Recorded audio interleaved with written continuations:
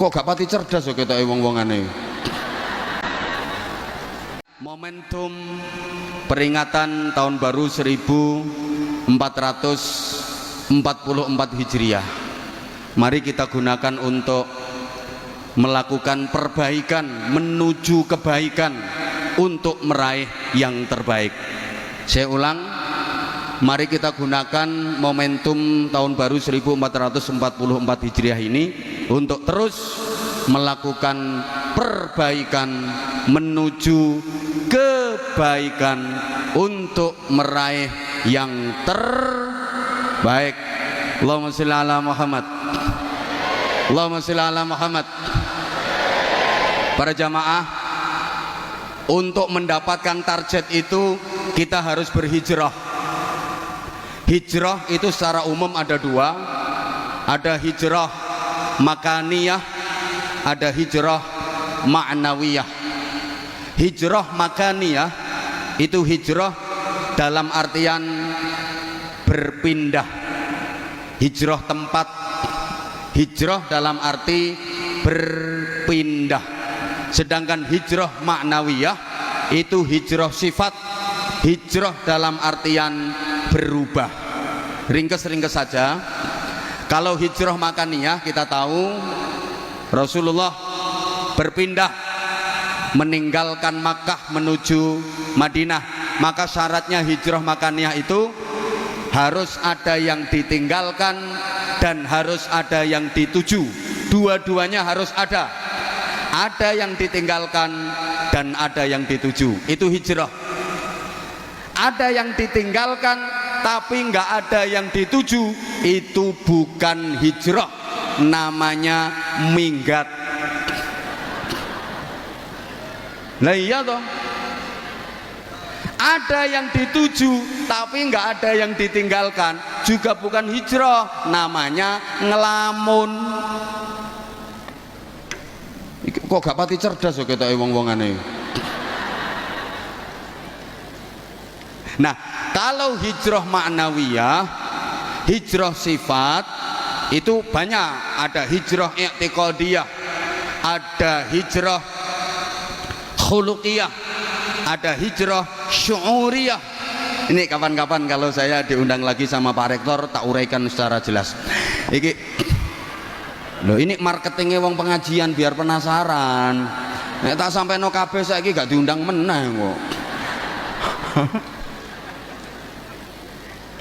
Oke, gini.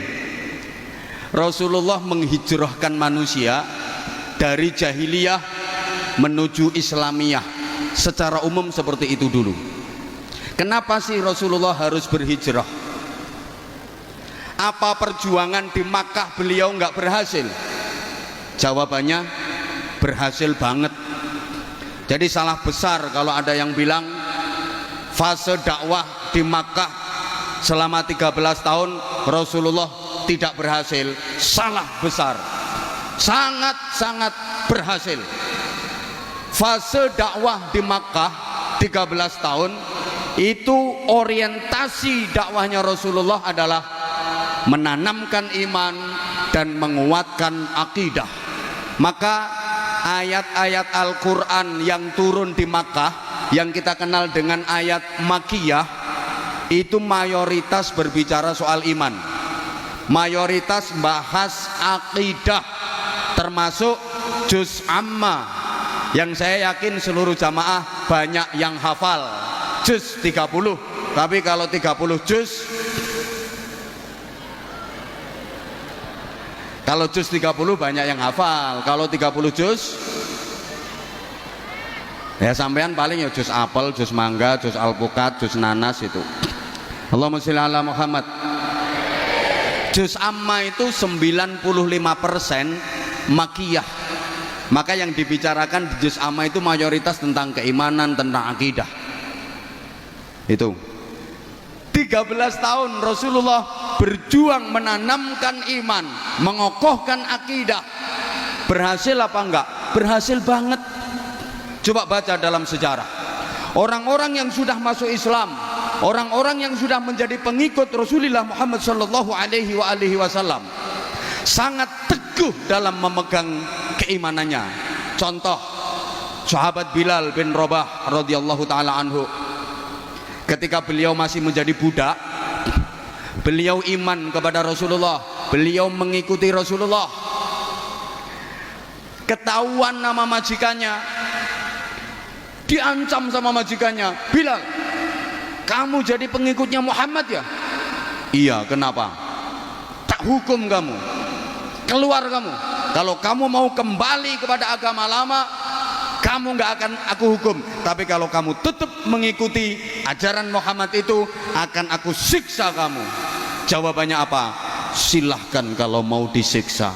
Akhirnya Bilal disiksa dengan siksaan yang sangat pedih, diikat, ditelentangkan di padang pasir dalam terik panas matahari yang membakar, atas panas matahari yang membakar, bawah panas bebatuan dan pasir yang luar biasa, ditelentangkan, diikat. Bukan cuman itu, dada Bilal dijereti. Apa dijereti itu?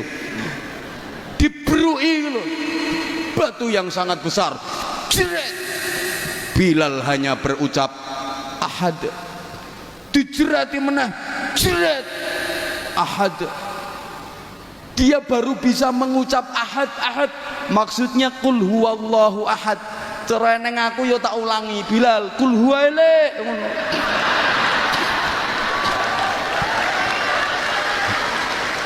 Jadi ternyata Bilal yang ngamalno ijazah teko aku. Ahad. Dia dijerat. Ayo kamu kalau keluar dari ajaran Muhammad, tak bebaskan dari hukuman ini. Tapi kalau kamu tetap ngotot, tak siksa lebih parah. Jerat. Ahad. Dijerati menah, jerat. Ahad, ahad. Akhirnya konangan Sayyidina Abu Bakar Siddiq. Kemudian Bilal dibebaskan, ditebus, dibeli sama Abu Bakar Siddiq dan dibebaskan. Betapa kuat keimanannya. Itu diantara keberhasilan Rasulullah. Ada sahabat namanya Yasir, satu keluarga beriman kepada Nabi, mengikuti ajaran Nabi.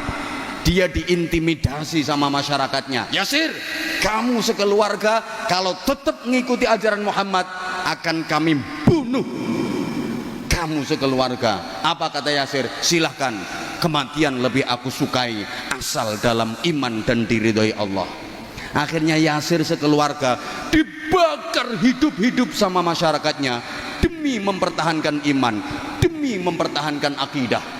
Belum lagi seorang sahabiah yang namanya Sumayyah. Ini wanita pertama yang jadi syahid dalam Islam, syahidah dalam Islam.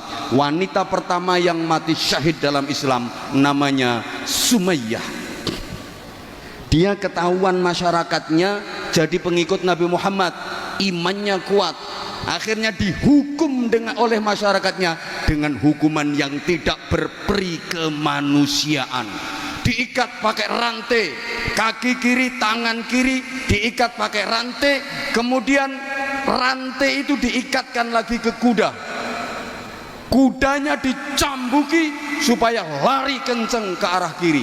Demikian pula kaki kanan sama tangan kanannya diikat kuat pakai rantai. Rantai itu diikatkan ke kuda. Kudanya dicambuk keras sehingga kuda itu lari kenceng ke arah kanan. Kuda yang dari kiri lari kenceng ke arah kiri. Kuda yang narik dari kanan lari kenceng ke arah kanan. Akhirnya tubuh Sumayyah terbelah jadi dua. Sama ora usah bayangke sing suwe apane. Masya Allah. Loh, itu diantara keberhasilan dakwah Nabi di Makkah. Jadi nggak bener kalau ada yang bilang Nabi di Makkah nggak berhasil. Kenapa kalau di Makkah udah berhasil, kok diperintah Allah hijrah ke Madinah? Allahumma sholli ala Muhammad. Gini Bapak Ibu para jamaah, agama itu bukan hanya vertikal, bukan hanya mahdhah yang dalam hubungannya dengan Allah Subhanahu wa taala saja, tapi agama itu juga horizontal, mengatur hubungan dengan sesama manusia, bahkan hubungan dengan lingkungan. Ini juga bagian dari agama. Lah di Makkah waktu itu untuk bisa menjalin komunikasi sosial, membangun hubungan sosial kemasyarakatan yang baik susah, sulit, karena Rasulullah selalu diancam, diintimidasi. Jangankan bersosial, jangankan bikin acara semacam ini, Rasulullah ngajar ngaji aja sembunyi-sembunyi di rumahnya sahabat Arqam yang dikenal dengan Darul Arqam, karena selalu diancam dan diintimidasi oleh pembesar-pembesar Quraisy. Ada Abu Sufyan, Abu Jahal, Abu Lahab, waktu itu Abu Gosok urung ono. Jadi sulit untuk membangun hubungan sosial yang baik. Maka Rasulullah diperintah Allah untuk hijrah ke Yathrib, waktu itu namanya Yathrib. Nah, ketika di Yathrib baru Rasulullah membangun komunitas masyarakat. Semua komponen dan semua elemen dilibatkan oleh Rasulullah, diajak gabung oleh Rasulullah, diajak duduk bersama oleh Rasulullah untuk membentuk komunitas masyarakat. Kalau coro saiki yo pemerintahan, yang leadershipnya langsung Rasulullah Shallallahu Alaihi Wasallam. Allahumma sholli ala Muhammad.